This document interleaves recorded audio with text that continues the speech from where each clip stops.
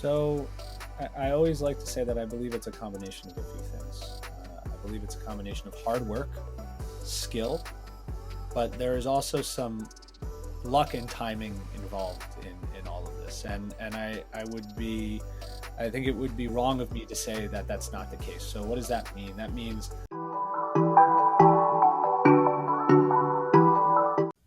Hi everyone. So today I have Michael with us, who is an executive leader with a background in sales and revenue generation. A lot of companies are laying off, specifically tech hiring did slow down, but a lot of companies are still hiring for a lot of sales, AEs, and BDRs. Let's welcome Michael on 10 Minutes of Hiring Wisdom, where he will tell us about what he looks for in salespeople when he's hiring for his own team, what he's learned along the way, and what are some top skills that make a salesperson successful when it comes to selling products or different products. Hi, Michael. How are you doing today? I'm doing well, Manal. How are you? I am doing well. So, Michael, let's get into it. You are currently the vice president of sales at Dandy. What are your primary responsibilities, and what does your day to day look like? Absolutely. Yeah. So I'm responsible for all of sales at Dandy. Dandy is in the dental tech space, which is a really exciting space. And obviously, Manel, as you mentioned, the market conditions recently and the general macroeconomic conditions in the startup world, specifically tech, SaaS has not been great. There's been a lot of layoffs and things along those lines. Luckily, in dental and generally in the medical space, we haven't been as negatively affected. So it's been good. And in terms of my responsibilities, I oversee a team of account executives, BDRs, SDRs, and the management leadership team over those folks. Okay. And what got you into sales, Michael? What were some of the skills that thought made you think that, oh, I could usually put this into like transformation and I could make a difference? Like, what are some of the skills of yourself, personality wise, that makes you successful in what you do currently? Yeah, there's a lot to unpack in that question.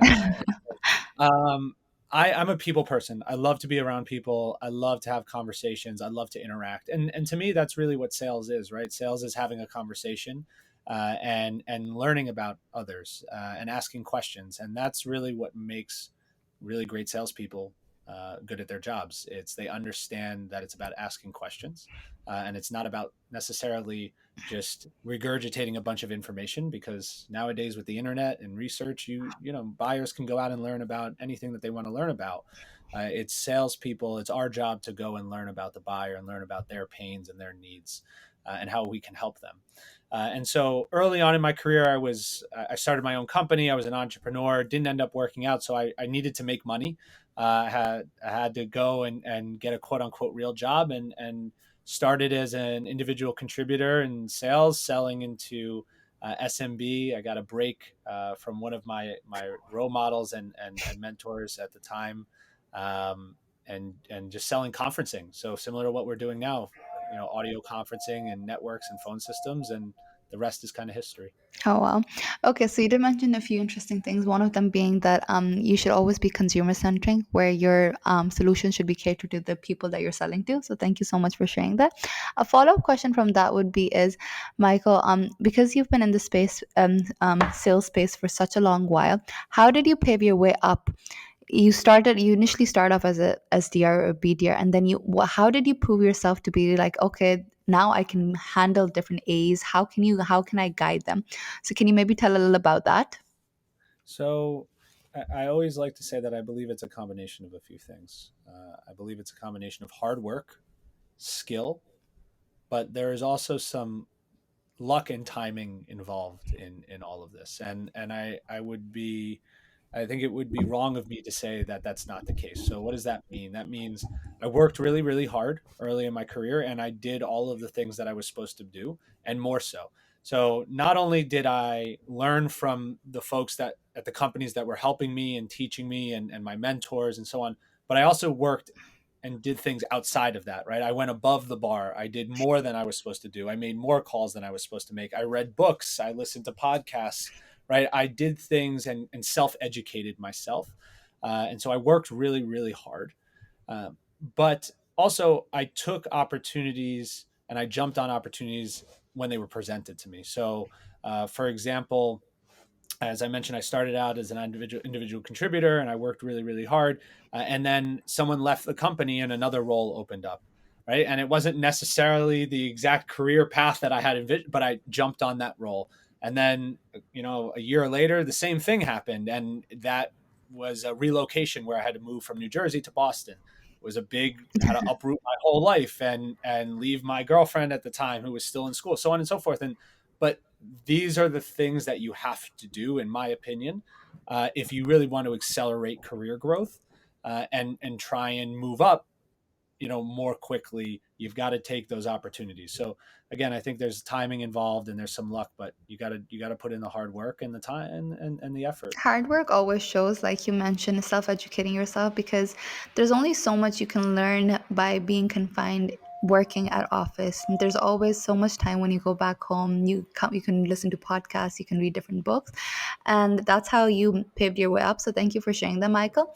Another question, Michael, a follow-up question would be is, you mentioned that you're a people's person. Sometimes when you speak with so many people, your social battery drains. So how do you ensure when you go back home you recharge yourself so you can come up with new mindset, a fresh perspective when you come into work the next day? Because you don't want to go into work when you're so drained from interacting with so many people when you have to sell again. So how do you ensure that you come up with the same enthusiasm, the same excitement when you're talking to new people once again the next day? It's really hard, and that's a great question, and it's something that, admittedly, I think that I've struggled with, and I would equate this to what I would call simply work life balance, right? Understanding that you give work 1,000%, and then you come home.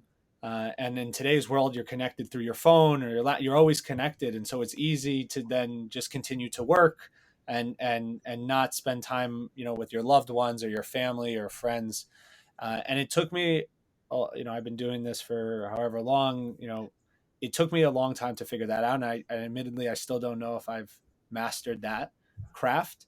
But it is so important to step away, and do things that energize you and fill your bucket, right? And so if that means you like to go to the gym and work out, or you like to go play in a basketball league, or you like to go on hikes, or you like to read books, or you like to just go out with friends and eat nice food and dinner, and whatever that is, you have to find time to do that. I'm a big believer. I know there are some people out there that preach, grind and grind and grind and grind and grind, and only focus on your grind. And I believe there is some truth to that. But I'm a big believer in everything in moderation. And I've done other podcasts where I've talked about this. Um, my mother always used to say, like, everything in moderation in life is okay. And I think that's the same thing with work-life balance. I think it's the same thing with in-office versus remote. A little bit of balance of everything is what's best for you, for you. So if you can strike that balance, and it's a little bit different for everybody, you'll be okay. I like that. I think specifically because a lot of people do say grind, grind, grind, which can work out.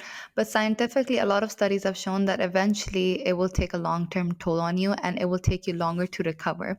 I read this recent post in which there was this woman who was saying that she went on a hiking trip, and uh, one of the people that she was with was like, when you're at 80%, let me know if you're tired so we can take a stop, because it would be easier for you to recover when you're from an 80% as opposed to a 50%, because it will take you longer to recover and it will take us longer to complete the hike. So I was like, that's interesting, because these days it's all about the hustling culture, because if you take a break, you'll feel like you'll be left behind. So the way your mother put it in, it was absolutely amazing. So thank you for sharing that. And I love the way you just, I love that, I love that quote, and I couldn't agree more. And we preach that internally at Dandy, right? We grind hard and we work really, really, really hard for long stretches, but we encourage people to take time off, right? Take a week off, take 2 weeks off if you need it. Come back refreshed, because you're no good. You're no good for the company or for yourself or for your mission if you're not recharged and fully ready to That's go. very true. And I'm glad your company recognizes that, encourages that, because I think a lot of people, especially when there's unlimited PTO, they're like, how do I take it off? Like, what's the right balance? Like, how many days? So I'm glad your company is promoting that, because then if the employees are happy, the company is likely to do well as well. So thank you for sharing that. Michael, last question. So you are the VP of sales, which means you'll be hiring for a lot of sales and AEs roles. Can you specify what are some of the things that stand out to you when you're looking to deploy people within your company? And if you could mention some of the openings that you're currently hiring for, so if people are looking for a job, they know what to seek for. Absolutely. So first and foremost, Dandy, as I mentioned earlier, Dandy is doing very, very well. We are currently hiring across all positions on the sales team. So we're hiring SDRs, BDRs, and AEs. And so if you're interested, those postings are on our website or on our LinkedIn page. I'm sure we can link them in the description for the podcast. Um, we have very specific profiles that we look for across each of these different positions, so none of them are necessarily the same. But what I would say is, don't just apply for on LinkedIn and the website and then walk away, right? That's not the way it works. Reach out to myself, reach out to the other sales leadership folks, reach out to the other BDRs that potentially could be on your team, ask them about the job, ask them, about the company, get some firsthand experience, real world, real life experience, have some communication, make the additional effort and take the additional steps. Those are the things that separate folks, right? And again, it goes back to what we were talking about earlier.